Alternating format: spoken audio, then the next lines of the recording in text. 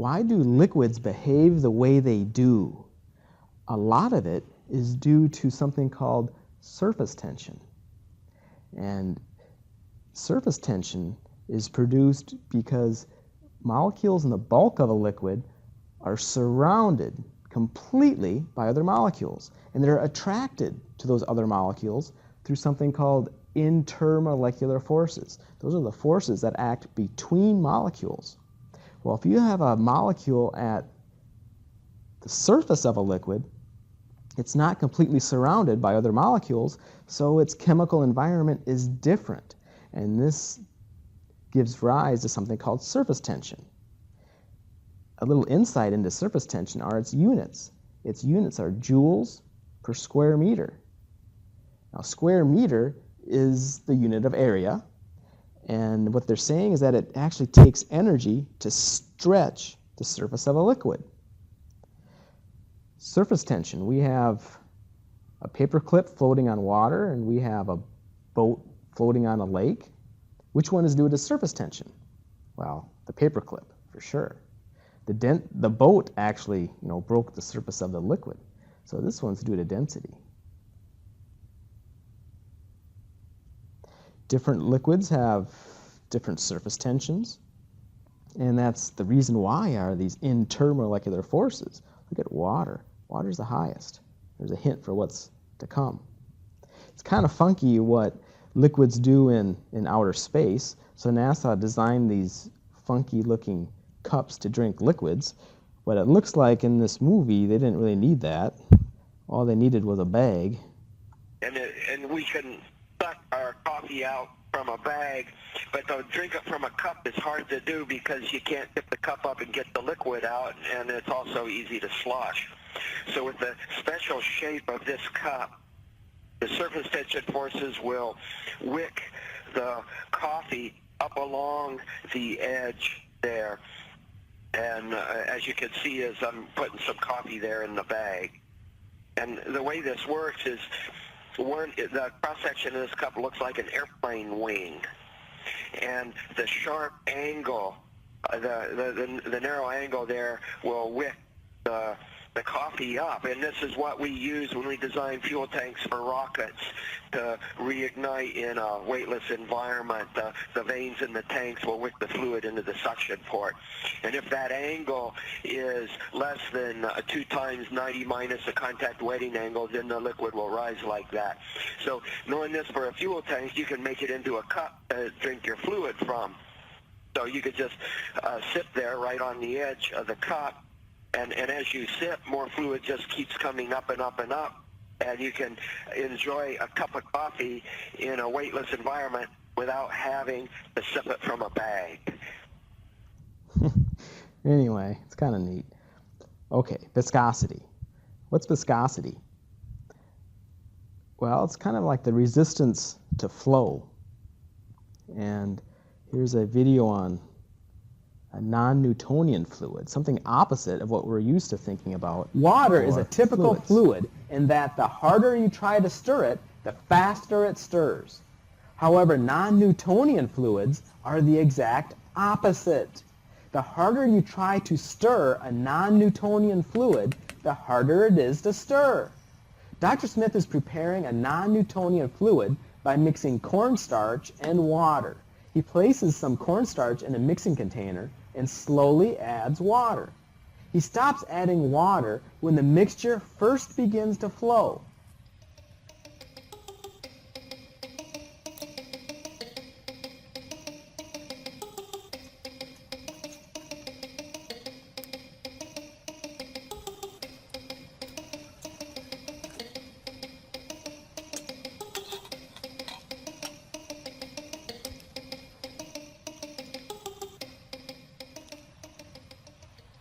He adds food coloring, making the fluid easier to see. It is a challenge to mix a non-Newtonian fluid because non-Newtonian fluids are extremely difficult, if not impossible, to stir. The reason why is that cornstarch consists of very large molecules, and the very small water molecules serve as a lubricant between the sticky starch molecules. allowing the starch molecules to pass by each other and behave as a fluid. However, when a force is applied to this fluid, the water molecules are squeezed out of the gaps between the starch molecules, and this fluid no longer flows. Instead, it behaves like a solid.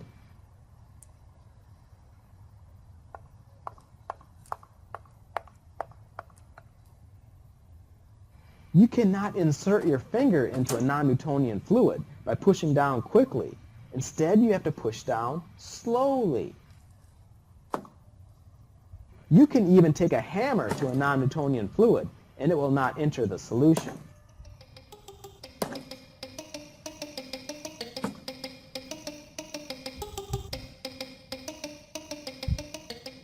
The reason for surface tension and all these differences are intermolecular forces. The stronger these molecules are sticking together in the liquid, the stronger their interaction, right? The higher their boiling point would be, for example. The stronger their surface tension.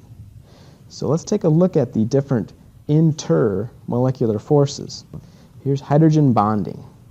Some polar molecules have unusually strong intermolecular attractions called hydrogen bonding. These attractions occur in molecules where hydrogen is bonded to fluorine, oxygen, or nitrogen. The interaction occurs between the hydrogen of one molecule and an unshared electron pair on the more electronegative element in another molecule. The orientation of hydrogen fluoride and water molecules in the liquid states of these substances is determined by hydrogen bonding. The hydrogen atom in hydrogen fluoride is attracted to the fluorine atom on another hydrogen fluoride molecule. Water, with 2 hydrogen atoms and 2 unshared pairs of electrons, can form 4 hydrogen bonds per molecule. In ice, hydrogen bonding leads to a tetrahedral arrangement of water molecules around one another, forming 6 membered rings that leave open channels through the ice structure. In liquid water, the tetrahedral arrangement is not fixed because the molecules are able to move around, and on average, a water molecule is surrounded by 3.4 other water molecules. Hydrogen bonding forces are unusually strong attractions that occur among molecules in which hydrogen is bonded to a highly electronegative atom. Our strongest intermolecular force is hydrogen bonding. Okay, and what you need to have it occur is you need hydrogen and one of the following. Do you remember hearing what those elements were? Oxygen, nitrogen, or fluorine. So if in this molecule you have hydrogen and you have oxygen, nitrogen, and fluorine, that combination, you will have hydrogen bonding. Some very strong intermolecular interactions, so very high boiling points, very high surface tension, that sort of thing. So this table is really what this whole period is about. If you can understand this table, I think you're going to be able to have no trouble at all on the homework questions. Let's check out the next one. Bonds between atoms with different electronegativities have a permanent dipole, that is, a separation of charges, because of the unequal sharing of electrons. Some molecules which contain polar bonds do not have a net dipole. For example, carbon tetrachloride has polar carbon-chloride bonds, but the polarities cancel as a result of its symmetrical structure. It is therefore a nonpolar molecule. Even though the chloroform molecule has a tetrahedral shape, one of the outer atoms is different from the others, so the molecule is not symmetrical. This means the bond dipoles do not cancel, and the molecule has an overall dipole moment. It is polar. Molecules such as sulfur dioxide have asymmetrical structures due to one or more unshared pairs of electrons on the central atom. Sulfur dioxide is an asymmetrical molecule with polar bonds. Therefore, it is a polar molecule. When polar molecules, such as sulfur dioxide, are close to one another, they tend to align so that the positive end of one molecule points towards the negative end of another molecule. Attractions among polar molecules are called dipole-dipole forces. So the second strongest type of intermolecular force was a dipole-dipole. It's kind of strange that hydrogen bonding really is dipole-dipole too, but it's super strong, so they kind of give it a category of its own. So if you have molecule that's permanently polar, right, you'll have dipole-dipole interactions. Okay, so this occurs only for polar molecules.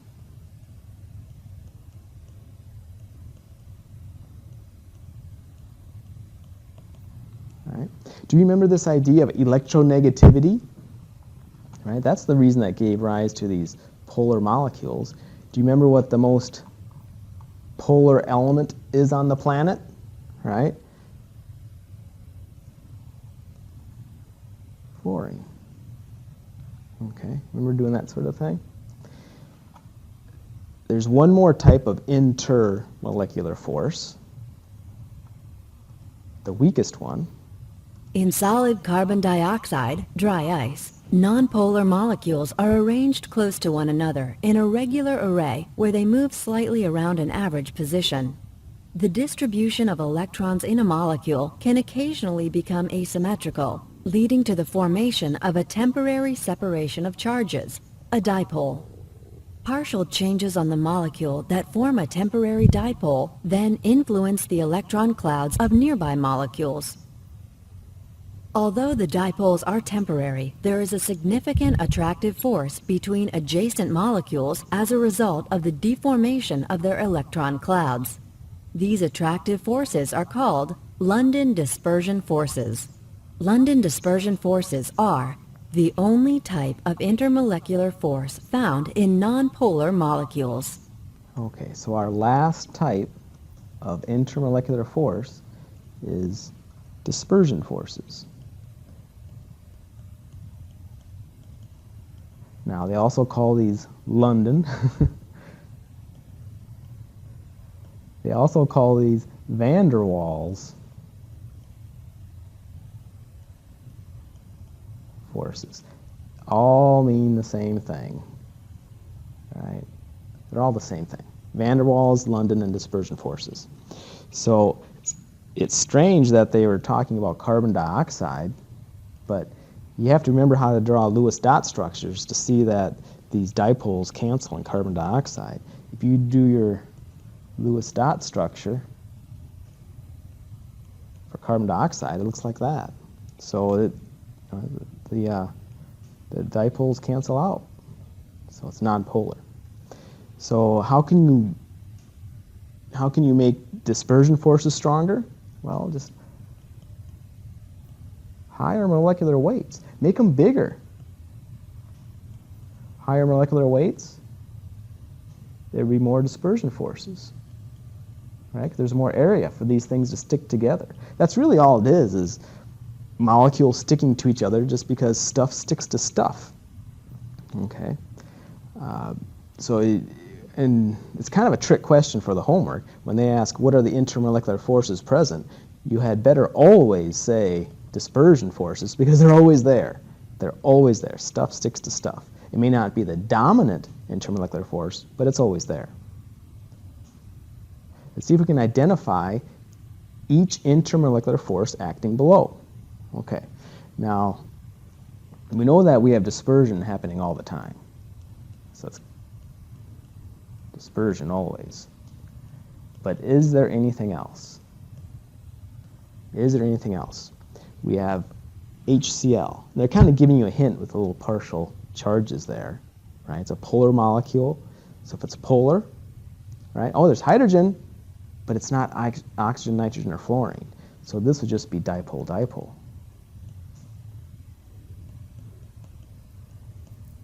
Right? Because there's no oxygen, nitrogen, or fluorine with the hydrogen. But with water, oh yeah. Hydrogen bonding. Because we have hydrogen with oxygen. So notice how they're all dipole-dipole bonds, but hydrogen bonding is just a special case, super strong. The last scenario, a gecko on a window. I feel sorry for these poor geckos. They used to think this was just dispersion forces. That's the only thing happening there, but no. They found little water pockets on the bottom of those poor gecko feet, and there's water, a thin layer of water on the glass, so it's hydrogen bonding. Kind of a trick question. The heat of vaporization of certain liquids are chlorine 20.4, hydrogen 0.9, and nitrogen 5.6. Are the relative values what you would expect? So heat of vaporization, recall that's the energy it takes for liquid to boil. It looks like it's highest for chlorine, right, and lowest for hydrogen. So you have to identify those intermolecular forces. So do we have any, we always have dispersion, but do we have something that's more important? Do we have any hydrogen bonding? No. Do we have any dipole-dipole? Ooh, chlorine is really close to fluorine in the periodic table, but they cancel each other out, right? It's the same atom on both sides of the bond. So these are all nonpolar. They're all nonpolar. So that means the only thing that rules the day is dispersion forces, and that means molecular weight. So the one with the largest is going to have the strongest dispersion forces. It's going to have the highest boiling points, heats of vaporization, surface tension, the whole gambit. So if we look at our periodic table, get those molecular weights. We have chlorine, right? Chlorine, Cl2 is going to be around what? 2 times 35.5, about 71, right? And then we've got hydrogen, only be 2.02. The other one was nitrogen, right? I think it was nitrogen. Yeah, nitrogen. That's 28.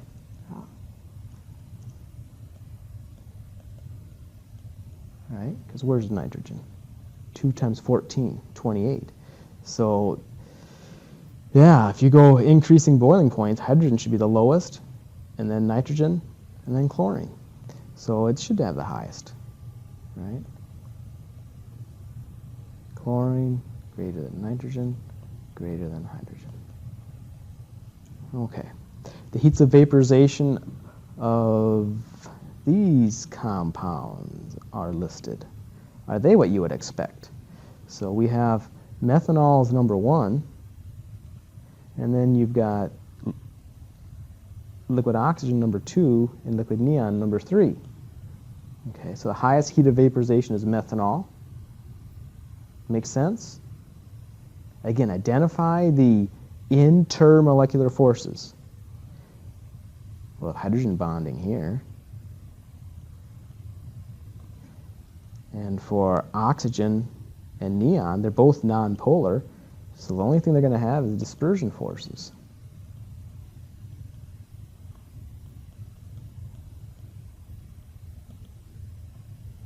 So this one should be number 1. That makes sense. But why is oxygen larger heat of vaporization than neon? That's molecular weight, right? Molecular weight of 32. All right. What's neon? Right? Oxygen is 32. Neon is just 20. Right? So that makes sense. Okay. You have to. Hydrogen bonding is the strongest, so it should have the highest heat of vaporization. Arrange the following substances in order of increasing magnitude of London forces. So recall London forces, same as dispersion or van der Waals, go by size. That means you go by molecular weights, the only thing you have to go by. And you can kind of forget about the chlorines, right, because there's 4 of them in each. So really all you're interested in is what's bigger and what's smallest. It's up a little bit. Where are they? Okay, here's silicon, here's carbon, here's germanium. Now the biggest one is germanium, and then silicon, and then carbon. So germanium tetrachloride should have the, oh, they want an order of increasing. So we said this will be the last one, right? The smallest one was carbon, so he'll be first. Silicon was kind of in between. List the following substances in order of increasing boiling point. Okay, so if you see a white atom, it's a hydrogen atom. So that's a hydrogen.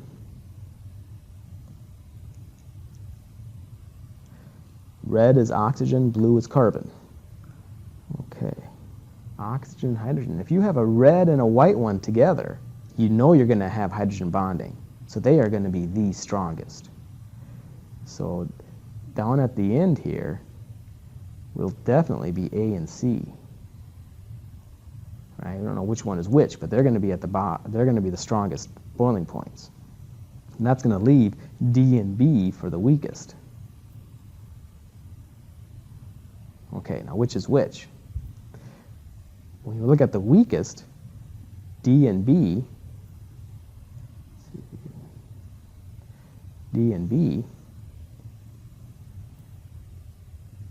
identify the intermolecular force.